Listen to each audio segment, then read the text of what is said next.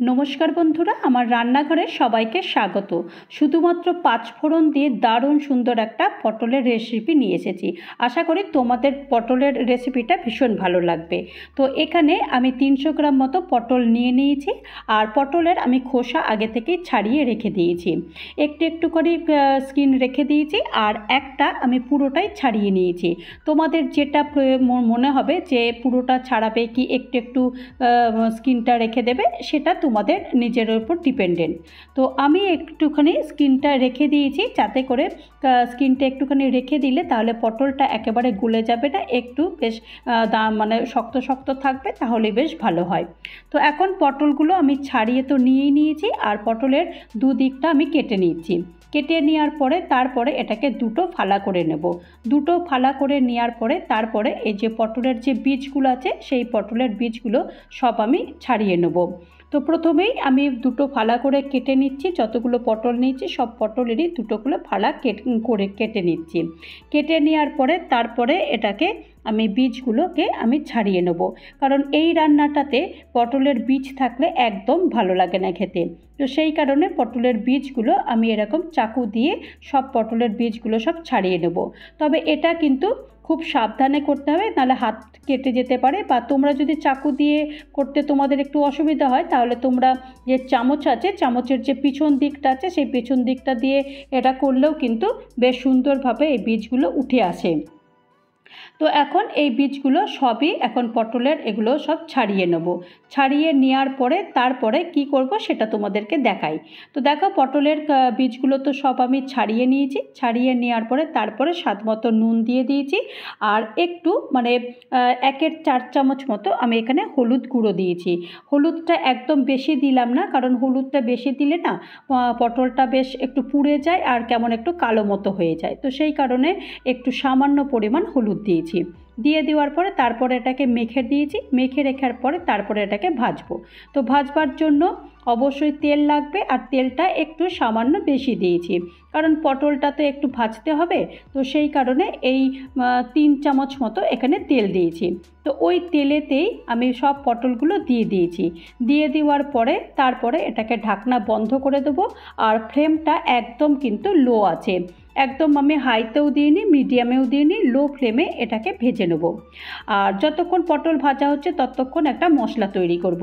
মশলার মধ্যে প্রথমেই আমি এখানে 1/2 কাপ মতো টক দই নিয়ে নিয়েছি। টক দইটা সবার প্রথমে আগে ফাটিয়ে নেব, অর্থাৎ ফেটিয়ে নেব। টক দইটা ফেটিয়ে নেওয়ার পরে তারপরে এখানে আমি 1 চামচ এখানে বেসন দিয়ে দিয়েছি, 1/2 চামচ হলুদের গুঁড়ো দিয়েছি, 1/2 চামচ লাল লঙ্কার গুঁড়ো দিয়েছি, 1/2 চামচ কাশ্মীরি লাল লঙ্কার গুঁড়ো দিয়েছি, 1/2 চামচ আদা বাটা দিয়েছি।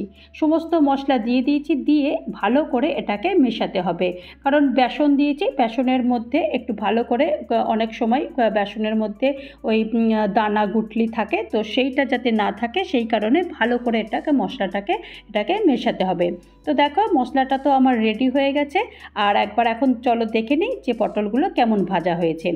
তো ঢাকনা তো খুলে দিয়েছি। ঢাকনা খুলে দেওয়ার পরে তারপরে এই যে পটলগুলো একটু উল্টে পাল্টে দিচ্ছি। দেখো, পটলের কিন্তু ওই দিকটা বেশ লাল হয়ে গেছে। আর এখন একটু উল্টে দেবো। উল্টে দেওয়ার পরে তারপরে পটলের এই দিকটাতেও ভেজে নেবো, অর্থাৎ পটলের দুদিকটাতে এরকম হালকা করে ভেজে নেবো।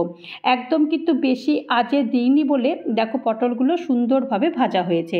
আর এই পটলগুলো কিন্তু খুব বেশি ভাজার দরকার নেই, কারণ এই পটলগুলো কিন্তু এই রান্নাটাতে খুব পটল ভাজার কোনো দরকার নেই। জাস্ট শুধুমাত্র একটু হালকা ফালকা করে এগুলো ভেজে নিতে হবে। পটলের যে একটা কাঁচা গন্ধ থাকে, সেই গন্ধটা না যাওয়া পর্যন্ত পটলগুলোকে এইভাবে ভেজে নিতে হবে। তো দেখো, পটল তো মোটামুটি ভাজা হয়ে গেছে। পটলগুলো এখন সব তুলে নিচ্ছি।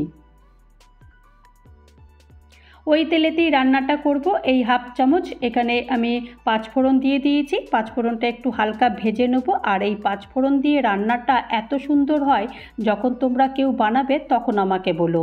তো এখন এই পাঁচফোড়নটা ভাজার পরে যে মশলাটা আগে থেকে রেডি করে রেখেছিলাম, সেই মশলাটা দিয়ে দিয়েছি। স্বাদ মতো নুন দিয়ে দিয়েছি, আর 1/2 চামচ এখানে চিনি দিয়েছি। চিনি দেওয়ার পরে তারপরে মশলাটা বেশ ভালো করে প্রথমে কষিয়ে নেব, কারণ এখানে বেসন আছে, সেই কারণে একটু লেগে যেতে পারে। তো সেই সেই কারণে একটু আগে থেকেই ভালো করে এটাকে বেশ ভালো করে এটাকে মিশিয়ে নিতে হবে। মিশিয়ে নেওয়ার পরে তারপরে এই যে পরিমাণ মতো আমি এখানে জল দিয়েছি, এখানে এই 1 কাপ ভর্তি মতো এখানে জল দিয়েছি। জল দেওয়ার পরে তারপরে এটাকে ভালো করে মশলার সঙ্গে মিশিয়ে দিচ্ছি। মিশিয়ে দেওয়ার পরে দেখো একদম সমস্ত মশলাটাই বেশ একদম জলের সঙ্গে গুলে গেছে। আর স্বাদ মতো আমি 3টে লঙ্কা দিয়েছি, ঝালটা তোমরা তোমাদের স্বাদ অনুযায়ী দিয়ে দিও। আর এখন ভেজে রাখা পটলগুলো সব আমি এখন এখানে দিয়ে দিয়েছি। দিয়ে দেওয়ার পরে তারপরে এটা ঢাকনা বন্ধ করে দেবো যতক্ষণ পর্যন্ত না পটলটা সেদ্ধ হয়। তো চলো একটা মশলা তৈরি করব।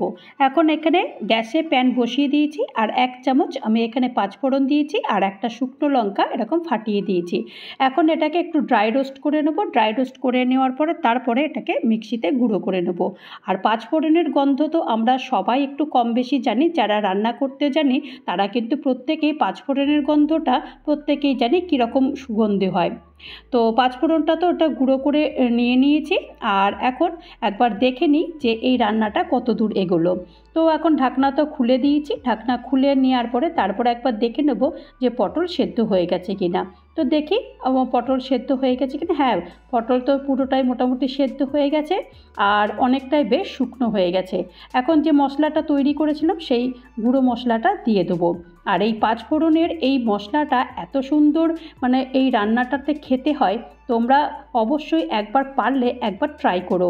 আর আমি বলছি তোমাদেরকে, তোমরা যদি এই রান্নাটা করে তোমাদের পরিবারকে খাওয়াও, তোমাদের পরিবার প্রত্যেকে আঙুল চাটবে। একবার বানানোর পরে আবারও বলবে যে আরেকবার বানাও। তো চলো এটা একটু নেড়ে চেড়ে দিয়ে এটাকে সার্ভ করে দিই। তো দেখো আমি তো এটাকে একটা প্লেটে সার্ভ করে দিয়েছি। এটা শুধুমাত্র ভাতের সঙ্গে যে ভালো লাগবে তা না, এটা রুটি লুচি পরোটার সঙ্গেও ভীষণ ভালো লাগবে। তো আশা করি তোমাদের এই রেসিপিটা ভালো লেগেছে। তো তৈরি হয়ে গেল আমার পাঁচফোড়ন দিয়ে দই পটল। এই দই পটলের রেসিপিটা যদি তোমাদের কারোর ভালো লাগে তাহলে অবশ্যই একটা লাইক করো, কমেন্ট করো, পারলে আমার চ্যানেলটা সাবস্ক্রাইব করে আমার পাশে থেকো। আর যারা নতুন বন্ধু হয়ে আমার চ্যানেলে ভিজিট করেছো তাদেরকে অজস্র ধন্যবাদ। আর যারা এখনও পর্যন্ত আমার চ্যানেলটা সাবস্ক্রাইব করোনি তাদেরকে অনুরোধ করব চ্যানেলটা সাবস্ক্রাইব করতে। আবারও নতুন কোনো একটা ভিডিও নিয়ে তোমাদের মাঝে চলে আসব। ততক্ষণের জন্য তোমরা সবাই ভালো থেকো, সুস্থ থেকো আর আমার চ্যানেলের সাথে থেকো। নমস্কার।